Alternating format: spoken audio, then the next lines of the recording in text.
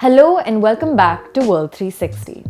If you've been a regular viewer of this show, you know that we usually focus on geopolitical issues, but once in a while you come across an exceptional economic story that could have geopolitical consequences. Nutella, the indulgent chocolate spread famous across the world, could be facing a supply shortage of hazelnuts. Why? In comes Turkey. Turkey produces 70% of the world's hazelnuts. However, the country's currency crisis has been affecting the farmers that produce the nut. This is similar to how a climate crisis in Brazil, a leading exporter in corn, sugar and coffee, drove up the prices of these critical crops, a topic we covered in an earlier episode if you'd like to check that out. But what we're seeing in Turkey today, especially with regard to its economic woes, is quite exceptional. Turkey's currency, the lira, has lost half of its value this year because of dramatic policies introduced by the country's central bank and President Erdogan. On Monday, the lira saw yet another dramatic fluctuation after Turkish President Erdogan made a speech outlining the country's new economic measures.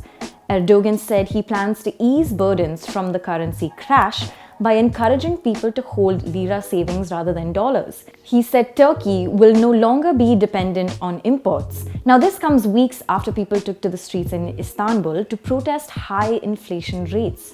So let's understand the reasons behind the debilitating economic situation in Turkey.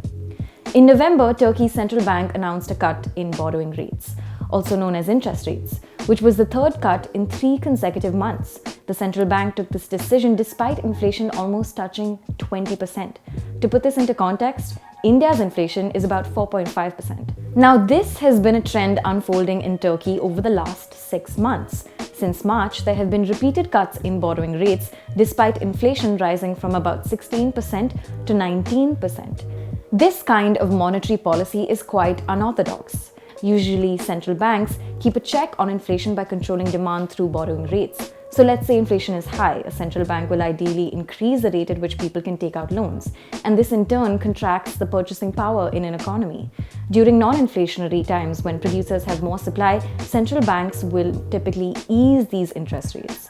Erdogan, however, has the belief that high borrowing rates is what causes inflation and slows economic growth. He has even declared himself an enemy of interest rates. Meanwhile, Turkey's inflation has remained high for the last 4 years, mainly because of the country's excessive current account deficit, which in turn has caused the lira to depreciate. This is because currency depreciation makes imports more expensive, fueling inflation. This, along with the post-pandemic burst of demand, has driven the recent surge in inflation in Turkey. Now, what's the logic behind Erdogan's thinking? Last month, my colleague Nikhil Rampal and I wrote a long-form report where it appeared that Islamonomics was behind Erdogan's logic. In Islam, there's the concept of riba, which prohibits the practice of charging exorbitant interest rates. We spoke to Mustafa Akyol, a senior fellow on Islam and modernity at the Cato Institute, an American think tank based in Washington, D.C., who explained that Erdogan did a U-turn with regard to economic policy. Akyol said, President Erdogan's dogmatic insistence on his peculiar theory about interest rates, which comes from the Islamist ideology that he had claimed to have abandoned in the early 2000s when he was embracing the European Union path, which at the time worked for him. Erdogan confirmed that it is religion driving his economic policy on Sunday, when he said, "We are lowering interest rates. Don't expect anything else from me. As a Muslim, I'll continue to do what is required by Nas." Nas is an Arabic word used in Turkey to refer to Islamic teachings. In the Print's report, we also spoke to an Istanbul professor who wished to remain nameless, fearing their personal safety, who suggested that Erdogan is taking these drastic measures because there is not enough foreign currency in the central bank.